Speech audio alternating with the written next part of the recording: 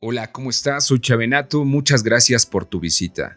Nos encontramos ya en la recta final del libro El lado activo del infinito, cuyo último apartado lleva como título Emprendiendo el viaje definitivo, y que consta de dos subcapítulos. 1. El salto al abismo. 2. El viaje de regreso. Te invito a suscribirte al canal y que actives la campana de notificaciones para que no te pierdas los nuevos estrenos. Te dejo con este audio, la primera parte del Salto al Abismo, uno de los textos más nostálgicos del nahual Carlos Castaneda. Que tengas un excelente momento, fuerza en donde quiera que te encuentres.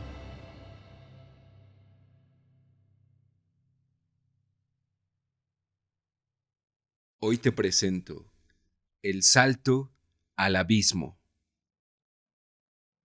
Un solo sendero subía a la plana meseta. Después de llegar, me di cuenta de que no era tan extensa como parecía al contemplarla a la distancia. La vegetación de la meseta no difería de la vegetación de abajo, arbustos verduzcos y de taño leñoso que tenían la apariencia ambigua de árboles. A primera vista, no vi el abismo. Solo al conducirme allí don Juan, tuve conciencia de que la meseta terminaba en precipicio.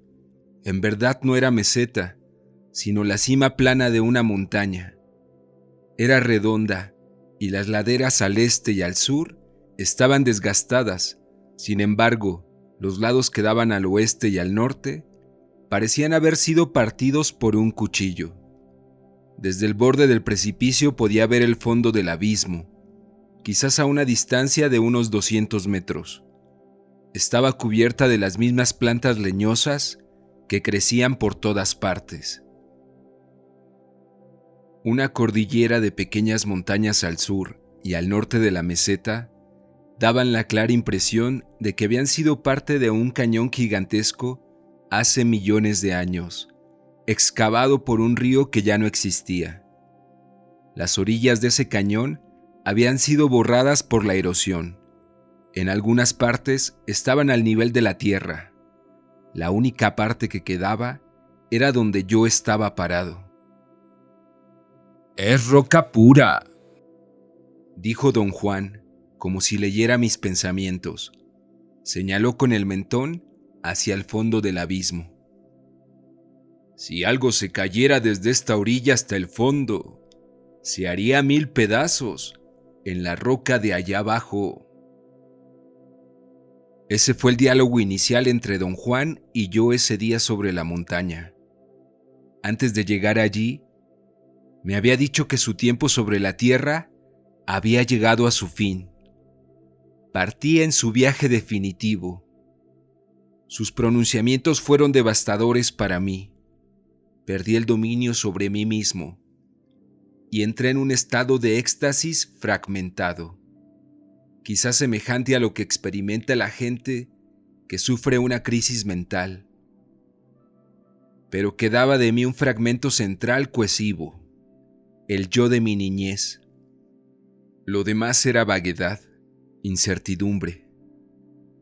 Había estado fragmentado por tanto tiempo que el regresar a este estado fragmentado era la única salida de mi devastación.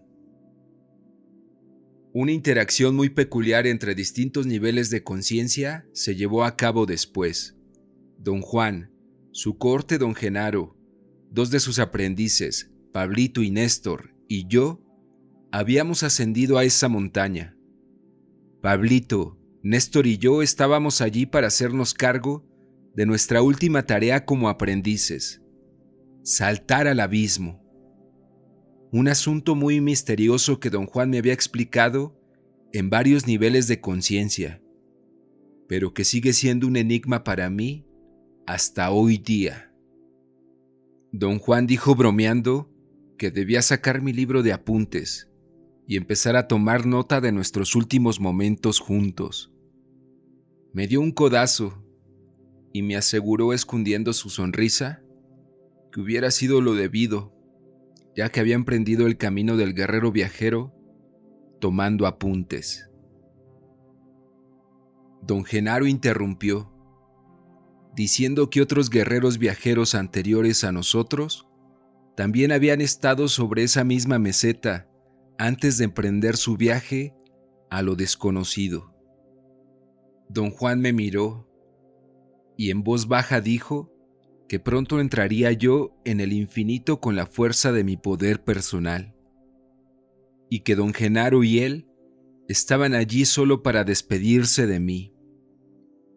Don Genaro de nuevo interrumpió y dijo que yo también estaba allí para despedirme de ellos.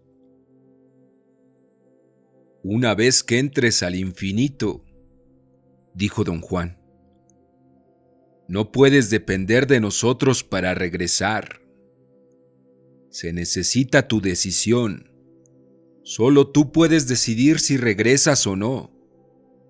Debo también advertirte que pocos guerreros viajeros sobreviven este tipo de encuentro con el infinito. El infinito es seductor hasta el extremo. Un guerrero viajero descubre que al regresar a un mundo de desorden, compulsión, ruido y dolor, es algo muy desagradable. Tienes que saber que tu decisión de quedarte o regresar no es cuestión de selección racional, sino cuestión de intentarlo. Si eliges no regresar, continuó, desaparecerás como si la tierra te hubiera tragado. Pero si eliges regresar, tienes que amarrarte el cinturón y esperar como un verdadero guerrero viajero hasta que termines tu tarea, fuese la que fuese, en éxito o en fracaso. Un cambio muy sutil empezó a llevarse a cabo en mi conciencia. Empecé a recordar caras de personas, pero no estaba seguro de haberlas conocido jamás. Un sentimiento extraño de angustia y afecto me empezó a afectar. La voz de don Juan ya no se oía. Extrañaba a personas que sinceramente dudaba haber conocido. De pronto, vino sobre mí un cariño insoportable por esas personas, quienes fueran. Mis sentimientos hacia ellas iban más allá de las palabras, y a la vez no podía decir quiénes eran. Solamente sentía su presencia, como si hubiera vivido anteriormente o como si tuviera sentimientos para personas en un sueño. Presentí que sus formas exteriores cambiaban. Empezaron siendo altas y terminaron bajitas. Lo que quedaba intacto era su esencia, la cosa misma que me producía ese sentimiento insoportable por ellas. Don Juan vino a mi lado y me dijo: el acuerdo era que te quedaras en la conciencia del mundo cotidiano. Su voz era brusca y autoritaria. Hoy vas a cumplir con una faena concreta, siguió. El último eslabón de una larga cadena, y lo tienes que hacer en tu máximo estado de razón. Nunca había oído a don Juan dirigirse a mí en ese tono. Era un hombre distinto en ese instante, y a la vez me era totalmente conocido. Sumisamente lo obedecí y regresé a la conciencia del mundo cotidiano. No sabía, sin embargo, que lo estaba haciendo. A mí me pareció ese día que me había sometido a don Juan por temor y respeto. Enseguida, don Juan se dirigió a mí en el tono al que estaba acostumbrado. Lo que me dijo fue algo que también me era muy conocido. Dijo que el sostén del guerrero viajero es la humildad y la eficacia, el actuar sin expectativas y el resistir cualquier cosa que le surge en el camino. En aquel momento me sobrevino otro cambio en mi nivel de conciencia.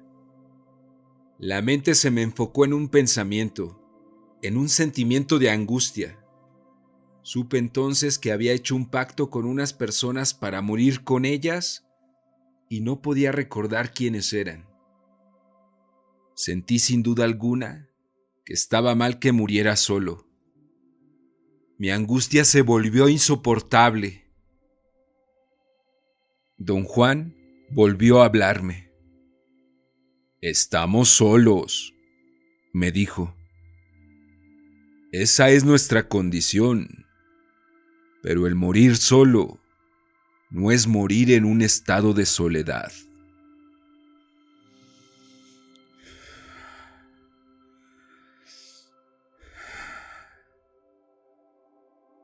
Empecé a respirar profundamente, sorbiendo aire para borrar la tensión. Al respirar, se me aclaró la mente. La gran cuestión con nosotros los machos es nuestra fragilidad, siguió. Cuando empieza a acrecentarse nuestra conciencia, crece como una columna, justo en el punto medio de nuestro ser luminoso, desde abajo hacia arriba. Esa columna tiene que llegar a bastante altura antes de poder uno contar con ella. En este momento preciso de tu vida como chamán, fácilmente puedes perder dominio sobre tu nueva conciencia. Cuando haces eso, se te olvida todo lo que has hecho y visto en el camino del guerrero viajero, porque tu conciencia regresa a la conciencia de tu vida cotidiana. Te he explicado que la faena de todo chamán es de reclamar para él todo lo que ha hecho y lo que ha visto en el camino del guerrero viajero cuando entraba en otros niveles nuevos de conciencia. El problema con cada chamán es que se olvida fácilmente, porque su conciencia pierde el nuevo nivel y se cae al suelo en un abrir y cerrar de ojos. Comprendo exactamente lo que me está diciendo don Juan, le dije. Quizás sea la primera vez que he llegado a la plena realización de por qué me olvido de todo y recuerdo todo después. Siempre creía que mis cambios eran debidos a una condición patológica personal. Ahora sé por qué suceden esos cambios, pero no puedo expresar en palabras lo que sé. No te preocupes por las palabras, dijo don Juan. Tendrás al momento debido todas las palabras que quieras. Hoy tienes que actuar desde tu silencio interior, desde lo que sabes sin saberlo. Sabes a la perfección lo que tienes que hacer, pero este conocimiento todavía no lo tienes completamente formulado en tus pensamientos. Al nivel de sensaciones o pensamientos concretos, solo sentía la vaga sensación de que sabía algo que no formaba parte de la mente que tenía. Tuve enseguida el sentimiento más claro de haber dado un enorme paso hacia abajo. Algo pareció caerse dentro de mí. Fue casi como una sacudida. Supe en ese instante que había entrado en otro nivel de conciencia. Don Juan me dijo que era obligatorio que un guerrero viajero se despidiera de todos los que dejaba atrás. Debe decir sus adioses en una voz fuerte y clara, para dejar grabados sus gritos y sentimientos en esas montañas para siempre. Permanecí en espera durante mucho tiempo, no por vergüenza, sino porque no sabía a quién incluir en mis agradecimientos. Había absorbido interiormente el concepto de la brujería, de que el guerrero viajero no le puede deber nada a nadie. Don Juan había metido en mí un axioma de chamán. Los guerreros viajeros pagan elegantemente, generosamente y con una ligereza sin par cualquier favor, cualquier servicio que se les ha rendido. Así se deshacen de la carga de llevar deudas. Les había pagado, o estaba en proceso de pagarles, a todos los que me habían honrado con su atención o cuidado. Había recapitulado mi vida a tal extremo que no había dejado piedra sobre piedra. Creía en verdad en aquel tiempo que no le debía nada a nadie. Le comenté a don Juan mis creencias y mi vacilación.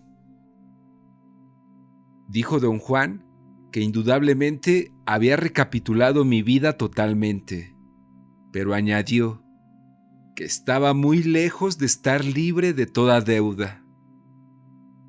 ¿Y qué de tus fantasmas? Los que ya no puedes tocar. Sabía a lo que se refería. Durante mi recapitulación, le había contado cada incidente de mi vida. De los cientos de incidentes que le había relatado, había extraído 3 como muestras de deudas que había contraído muy temprano, y había añadido a esos 3 la deuda que tenía con la persona gracias a la cual había conocido a don Juan. Le había agradecido a mi amigo profusamente, y tuve la sensación de que algo había reconocido mi agradecimiento. Los otros 3 sucesos habían quedado dentro del reino de los relatos de mi vida y de gente que me había otorgado un obsequio inconcebible y a quienes nunca les había dado las gracias.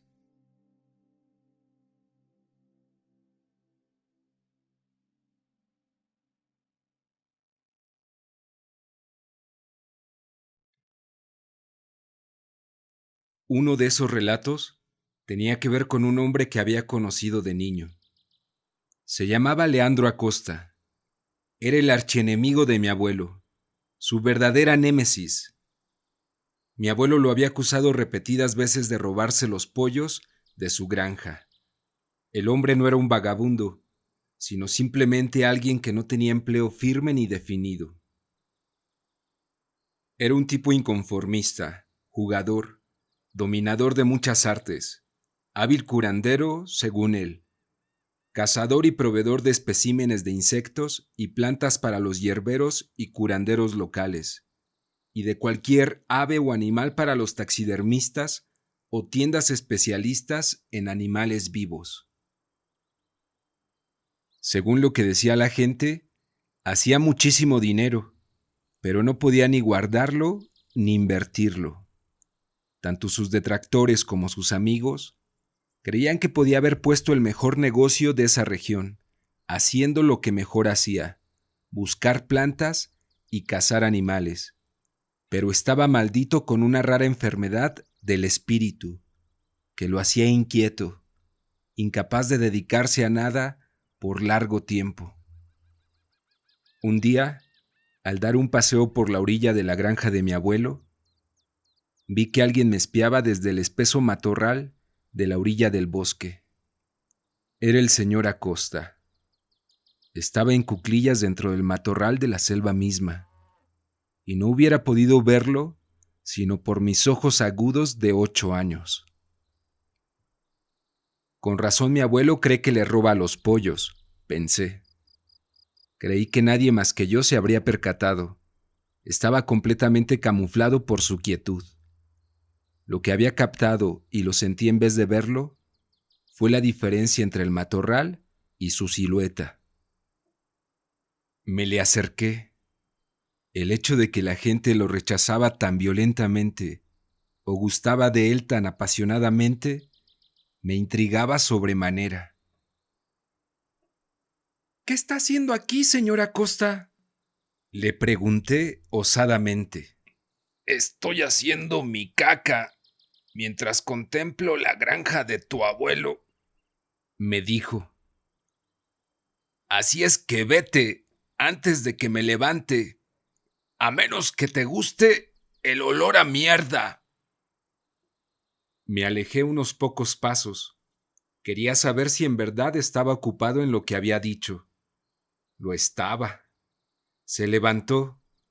Creí que iba a abandonar el matorral, pasar al terreno de mi abuelo y quizás de ahí pasar al camino, pero no lo hizo.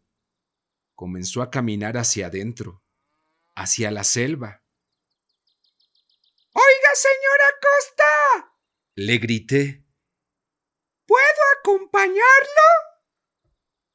Advertí que se había quedado parado.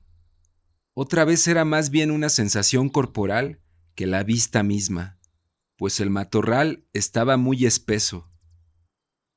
Claro que puedes, pero solo si le encuentras una entrada a la maraña, me dijo.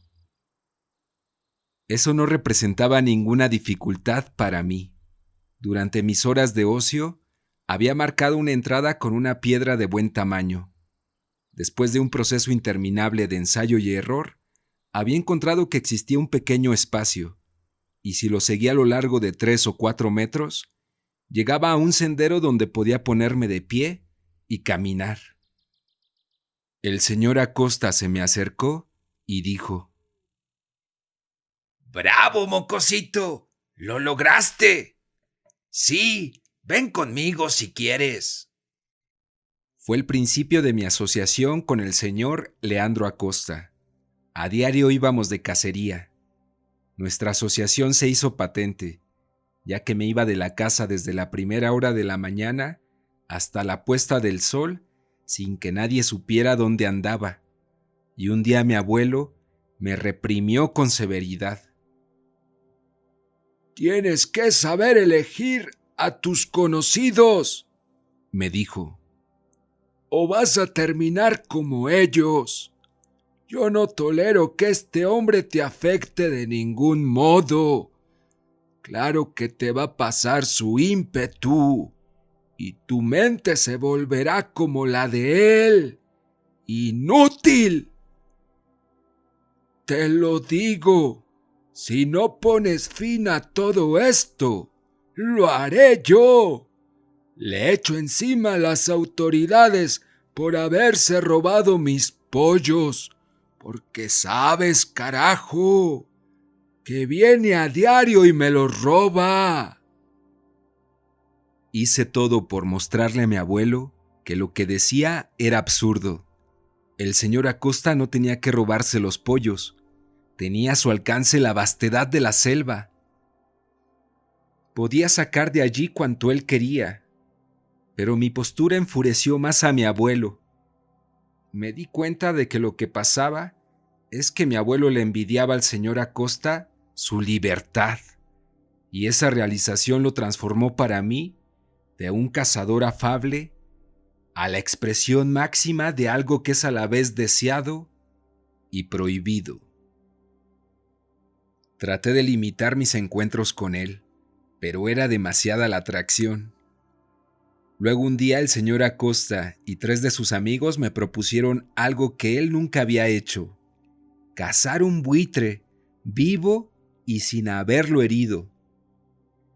Me explicó que los buitres de esa región, que eran enormes y llegaban a tener una envergadura de 2 metros, tenían 7 tipos diferentes de carne en el cuerpo, y que cada uno de esos 7 tipos tenía un propósito específico para la curación.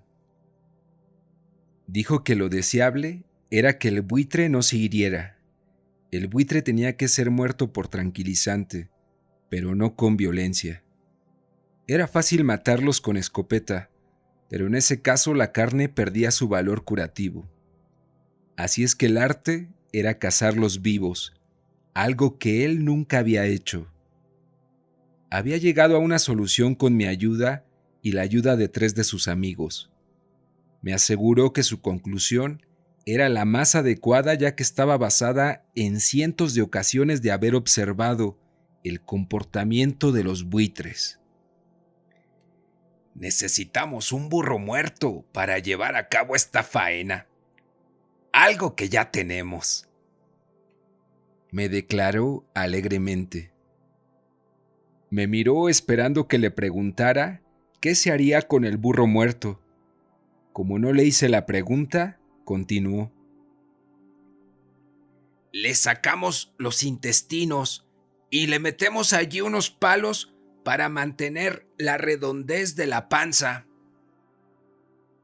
El líder de los buitres es el rey. Es el más grande y el más inteligente, siguió. No existen ojos más agudos. Es lo que hace el rey. Él es el que va a ver al burro muerto y va a ser el primero en aterrizar. Aterrizará con el viento en contra para confirmar por el olor que el burro de veras está muerto. Los intestinos y los órganos que le saquemos los vamos a amontonar en su trasero, por fuera. Así parecerá que un gato montés ya se ha comido una parte. Entonces, lentamente, el buitre se acercará al burro. No tendrá prisa.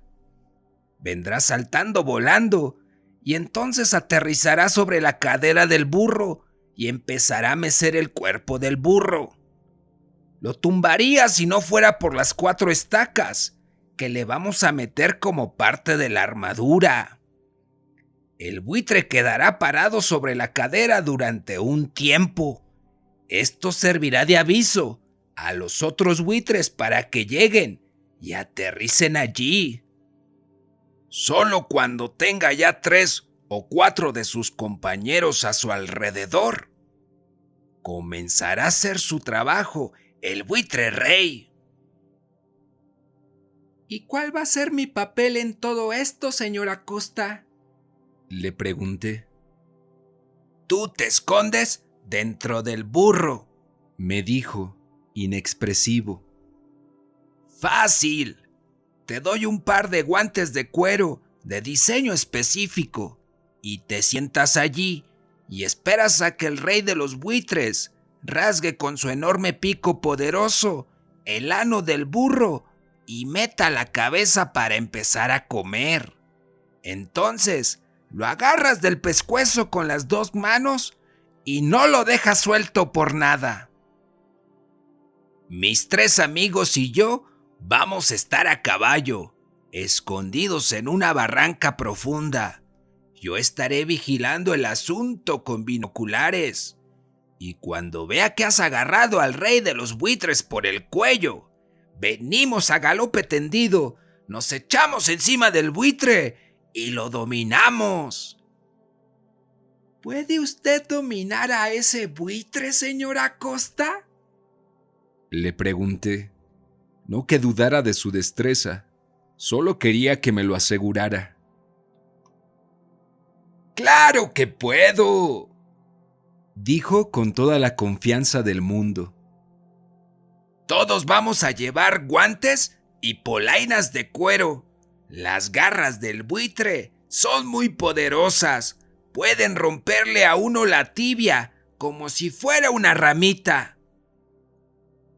No tenía salida. Estaba atrapado, clavado por una excitación exorbitante. Mi admiración por el señor Leandro Acosta no tenía límites en ese momento. Lo vi como un verdadero cazador, de gran ingenio, sabio y astuto. Bien, hagámoslo. ¡Macho! ¡Así me gusta!, dijo el señor Acosta. No es menos de lo que esperaba de ti.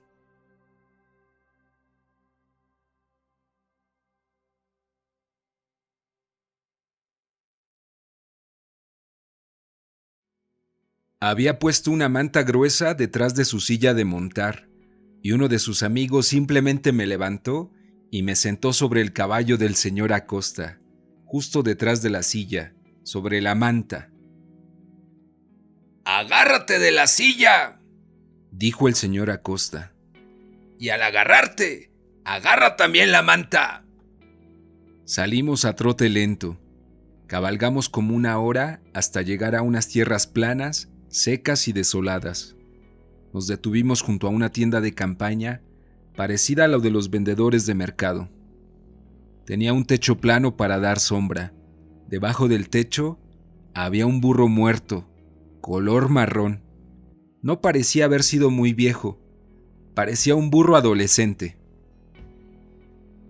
Ni el señor Acosta ni sus amigos me explicaron si habían encontrado el burro o lo habían matado.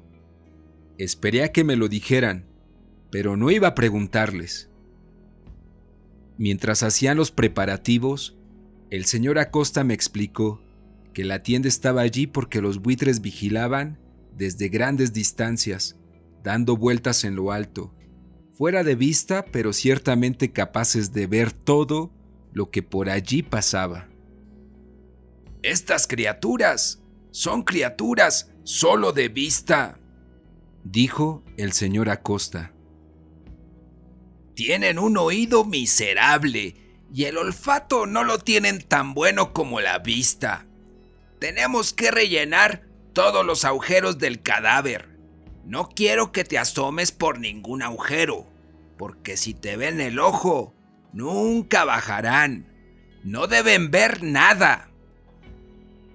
Metieron unos palos dentro de la panza del burro y los cruzaron, dejándome lugar para meterme. En un momento dado, hice finalmente la pregunta que me tenía intrigado. Dígame, señor Acosta, este burro seguramente se murió de alguna enfermedad, ¿no? ¿Cree usted que me pueda afectar? El señor Acosta levantó los ojos al cielo. ¡Carajo! No puede ser así de tonto. Las enfermedades de los burros no pueden ser transmitidas al hombre. Vamos a vivir esta aventura y no preocuparnos por los pinches detalles. Si yo fuera más bajo, estaría yo dentro de la panza del burro. ¿Sabes lo que es cazar al rey de los buitres? Le creí. Sus palabras eran suficientes para crear una capa de confianza sin par sobre mí. No me iba a descomponer y a perderme el suceso de sucesos. El momento aterrador vino cuando el señor Acosta me metió dentro del burro.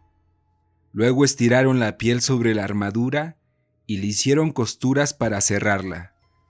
Dejaron, sin embargo, una parte abierta contra el suelo para dejar circular el aire.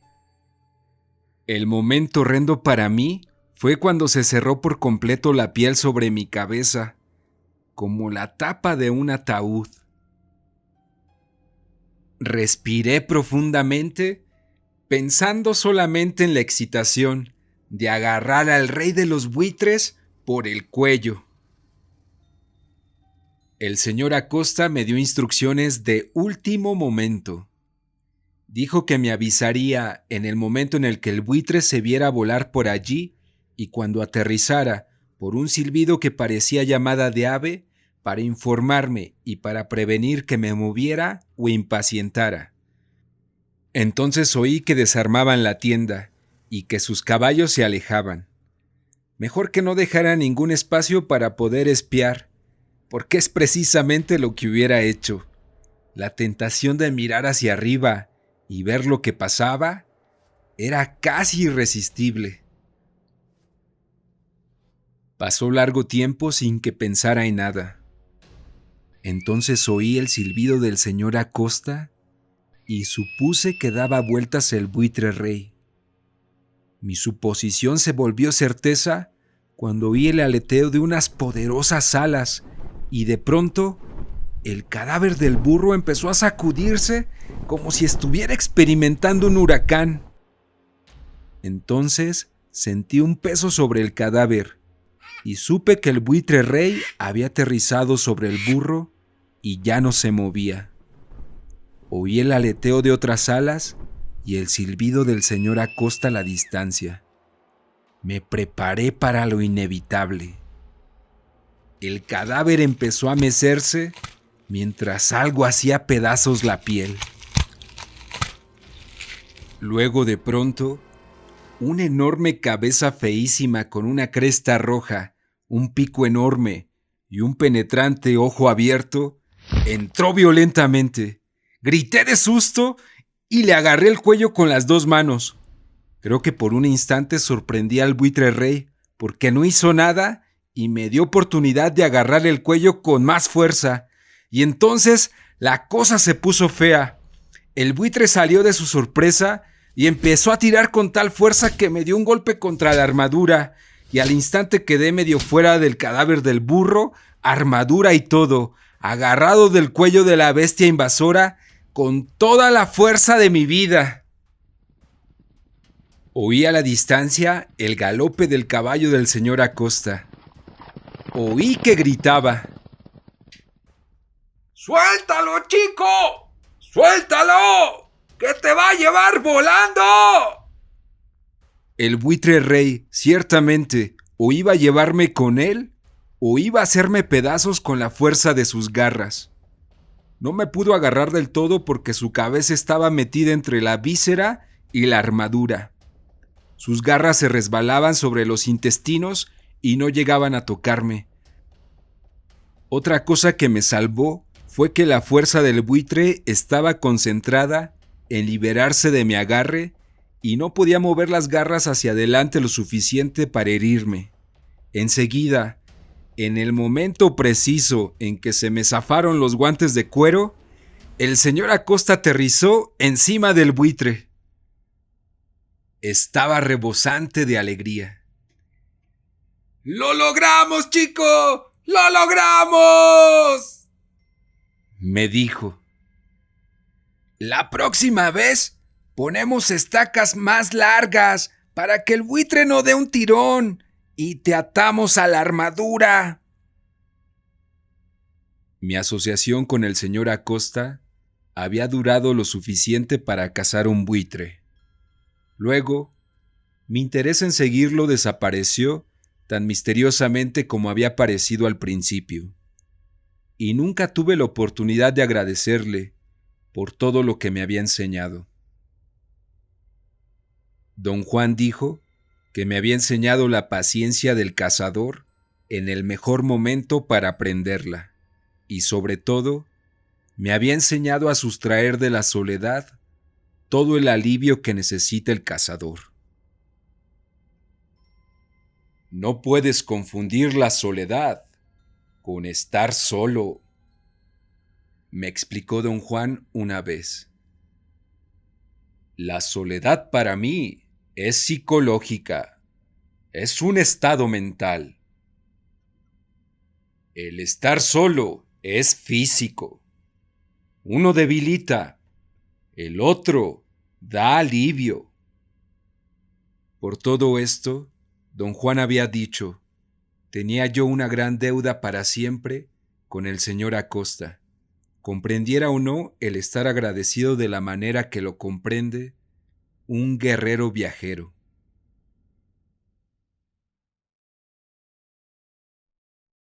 La segunda persona con la cual don Juan pensaba que tenía que estar agradecido era con un niño de mi misma edad, que conocí a los 10 años. Se llamaba Armando Vélez. Tal como su nombre, era extremadamente elegante, tieso, en resumen. Un niño viejo. Me caía bien porque era seguro en lo que hacía y a la vez muy amigable. Era alguien a quien no se le podía intimidar fácilmente. Se peleaba con cualquiera si era necesario y, sin embargo, no era para nada un bravucón. Los dos salíamos a pescar juntos. Pescábamos peces muy pequeños, de los que vivían bajo las piedras, y teníamos que agarrarlos con las manos, los poníamos a secar al sol y nos los comíamos crudos, algunas veces todo el día. Me gustaba además el hecho de que era muy ingenioso y listo, a la vez que ambidiestro. Podía lanzar una piedra con la izquierda más lejos que con la derecha. Sabía de incontables juegos competitivos en los que, para mi desilusión, siempre me ganaba. Me ofrecía una especie de disculpas diciéndome: si voy más lento y te dejo ganar, me vas a odiar. Lo verás como un insulto a tu hombría. Así es que, ¡esfuérzate más! Debido a su comportamiento extremadamente digno, Lo llamábamos Señor Vélez, pero el señor se abreviaba a Sho, una costumbre típica de la región de Sudamérica de donde vengo. Un día, Sho Vélez me preguntó algo fuera de lo común. Empezó como siempre, desde luego, como un desafío. Te apuesto lo que quieras, Me dijo. que yo sé algo que no te atreverías a hacer. ¿De qué hablas, Sho Vélez? ¿A que no te atreves a bajar por el río en una balsa? Por supuesto que lo haría. Lo hice una vez en un río acrecentado. Me quedé varado una vez durante 8 días. Tuvieron que flotar mi alimentación. Era la verdad. Mi otro mejor amigo era un niño que llevaba el mote de Pastor Loco. Nos quedamos varados en una inundación sobre una isla sin que hubiera manera de rescatarnos. La gente del pueblo esperaba que el agua subiera y nos matara a los dos. Flotaron cestas de alimentación por el río con la esperanza de que llegaran a la isla, y así fue. Así nos mantuvieron vivos hasta que bajó el agua lo suficiente para que llegaran a nosotros con una balsa y nos subieran a la ribera del río. No, esto es otro asunto. Continuó Sho Vélez, con su aire de erudito. Esto implica bajar en balsa a un río subterráneo. Me recordó que una parte del río local pasaba por debajo de un monte. Esa parte subterránea siempre me había intrigado de sobremanera. Su entrada al monte era una terrible cueva de buen tamaño, siempre llena de murciélagos y con olor a amoníaco. A los niños de la región se les decía que era la boca del infierno. Azufre, humos, calor, olor. Te apuesto tu culo pestífero que no me voy a acercar a ese río mientras esté vivo, Sho Vélez. Le grité. Aunque viva 10 vidas, tienes que estar loco del todo para hacer algo así. La cara seria de Sho Vélez se volvió aún más seria. Entonces tendré que hacerlo yo solo. Pensé por un instante que podía empujarte a ir conmigo. Me equivoqué. La pérdida es mía. ¡Ey, Sho Vélez! ¿Qué te pasa? ¿Por qué demonios quieres ir a ese lugar infernal? Tengo que hacerlo. Dijo en su vocecita. Mi padre es tan loco como tú, pero es padre y esposo. Hay 6 personas que dependen de él. De otra manera, sería tan loco como una cabra. Mis 2 hermanas, mis 2 hermanos, mi madre y yo dependemos de él. Él es todo para nosotros. No sabía quién era el padre de Sho Vélez. Nunca lo había visto. No sabía a qué se dedicaba para ganarse la vida. Sho Vélez me reveló que su padre era un hombre de negocios y que todo lo que tenía estaba en riesgo. Mi padre ha construido una balsa y quiere ir. Quiere hacer esa expedición. Mi madre dice que no es verdad, pero yo no me fío. Continuó Sho Vélez. Le he visto esa mirada de loco en los ojos. Uno de estos días lo va a hacer y estoy seguro de que va a morir. Así es que voy a tomar la balsa para ir al río yo mismo. Sé que voy a morir, pero mi padre no morirá. Sentí que me pasaba como una corriente eléctrica por el cuello, y me oí decir en el tono más agitado que uno puede imaginar. ¡Lo hago, Sho Vélez! ¡Lo hago! Sí, va a ser estupendo. ¡Yo voy contigo! Show Vélez hizo una mueca. La comprendí como una mueca de alegría porque iba con él, no porque él había conseguido convencerme. Expresó ese sentimiento en su siguiente frase. Sé que si tú me acompañas, voy a sobrevivir. No me importaba que sobreviviera Show Vélez o no. Lo que me había galvanizado era su valor. Sabía que Show Vélez tenía tripas de acero para hacer lo que decía. Él y Pastor Loco eran los únicos del pueblo con tripas de acero. Los dos poseían algo que yo consideraba único y desconocido: valor. Nadie más en el pueblo lo tenía. Los había puesto a todos a prueba. A mi manera de ver, todos estaban muertos, incluyendo el amor de mi vida, mi abuelo. Sabía esto sin duda alguna a la edad de 10 años. La valentía de Show Vélez fue una comprensión abrumadora para mí. Quería estar con él hasta el fin, fuera como fuera. Hicimos planes para encontrarnos al primer rayo de sol, que es lo que hicimos, y los dos cargamos la ligera balsa de su padre por 4 o 5 kilómetros fuera del pueblo, a unas montañas bajas y verdes a la entrada de la cueva, donde el río se volvía subterráneo. El olor a guano era insoportable. Nos subimos a la balsa y empujamos dentro de la corriente. La balsa llevaba linternas eléctricas que tuvimos que encender inmediatamente. Dentro de la montaña, todo era negrura y estaba húmedo y caluroso. La profundidad del agua era suficiente para que la balsa flotara y la corriente bastante rápida para no tener que remar. Las linternas creaban sombras grotescas.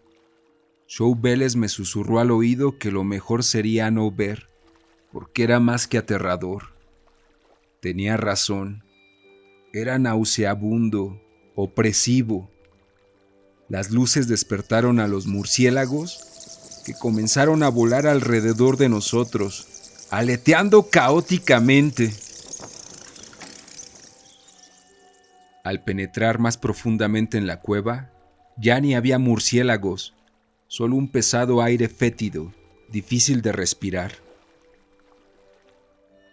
Después de lo que me parecieron horas, llegamos a una especie de estanque de gran profundidad. Casi no se movía. Parecía como si la corriente mayor hubiera sido represada. Estamos atascados, me susurró de nuevo Show Vélez al oído. No hay manera de que pase la balsa y no hay manera de regresar.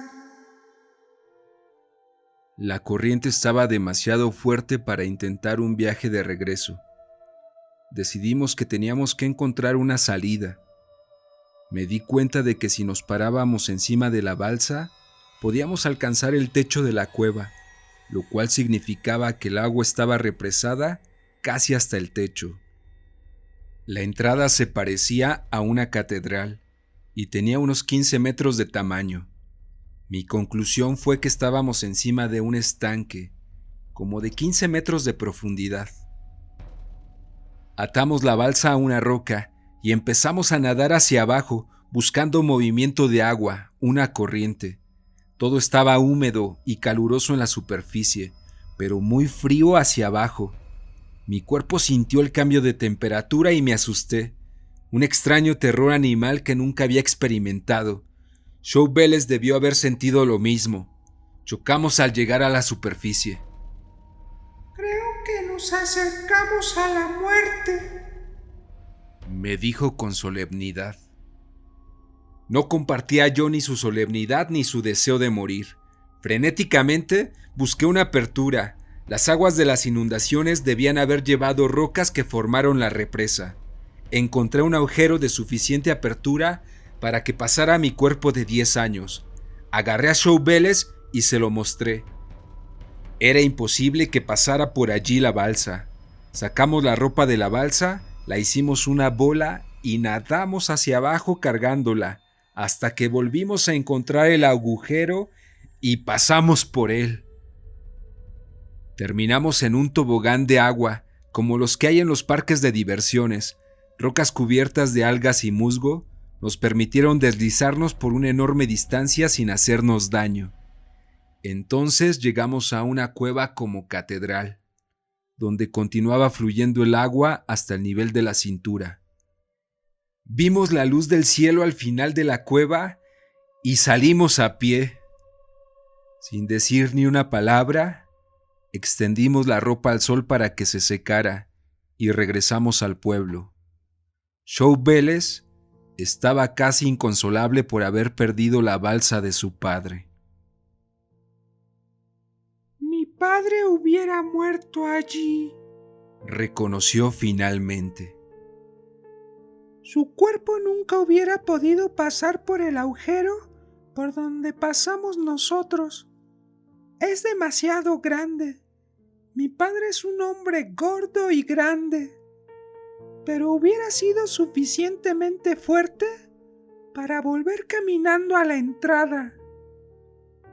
Lo dudaba. Mi recuerdo era que por momentos, a causa de la inclinación, la corriente era brutalmente fuerte. Reconocí que posiblemente un hombre grande y desesperado podría haber caminado hacia afuera finalmente con la ayuda de cables y un gran esfuerzo. La cuestión de que si el padre de Joe Vélez hubiera muerto allí o no se resolvió entonces, pero no me importaba. Lo que me importó por primera vez en mi vida es que sentí el veneno de la envidia. Joe Vélez era la primera persona a quien había envidiado yo en toda mi vida. Él tenía a alguien por quien dar la vida y me había comprobado que lo haría. Yo no tenía a nadie y no había comprobado nada. De forma simbólica, le otorgué todos los laureles a Joe Vélez. Su triunfo era total. Yo me retiré. Ese era su pueblo, esa era su gente, y él era el mejor de todos ellos. Cuando nos despedimos ese día, di voz a una banalidad que resultó ser la profunda verdad cuando dije: Sé el rey de todos ellos, Joe Vélez. ¡Eres el mejor! Nunca volví a hablar con él. A propósito, terminé con nuestra amistad. Sentía que era el único gesto con que podía demostrar cuán profundamente él me había afectado. Don Juan creía que mi deuda con Joe Vélez era imperecedera, porque él era el único que me había enseñado que debemos tener algo por qué morir antes de pensar que tenemos algo por qué vivir. Si no tienes nada por qué morir, me dijo don Juan una vez, ¿cómo puedes sostener que tienes algo por qué vivir?